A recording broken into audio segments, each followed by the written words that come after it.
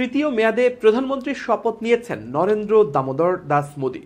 ভারতের ইতিহাসে জওহরলাল নেহরুর পর মোদী টানা 3বার ভারতের প্রধানমন্ত্রীর শপথ নিয়েছেন। তবে মোদীর প্রধানমন্ত্রী হওয়াকে ভালোভাবে নেয়নি পশ্চিমবঙ্গের মুখ্যমন্ত্রী মমতা বন্দ্যোপাধ্যায়। মোদীর শপথের দিন নিজ ঘর অন্ধকার রেখে প্রতীকী প্রতিবাদ জানিয়েছেন মুখ্যমন্ত্রী।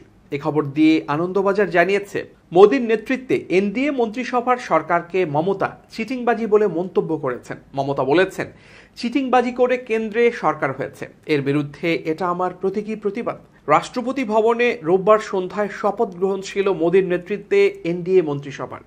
নানা রকম কারচুপি এবং অন্যায় পথে মোদী পুনরায় সরকার গঠন করেছেন বলে মন্তব্য করেছেন তৃণমূলের ওই নেত্রী। তার মতে, বারবার বলা সত্ত্বেও ভোটের সময় অন্যায় রুখতে কোনো ব্যবস্থা নেয়নি নির্বাচন কমিশন। এসবের প্রেক্ষিতেই প্রধানমন্ত্রীর শপথ বয়কট করে অন্ধকারে প্রতিবাদের পথ বেছে নিয়েছিলেন মমতা।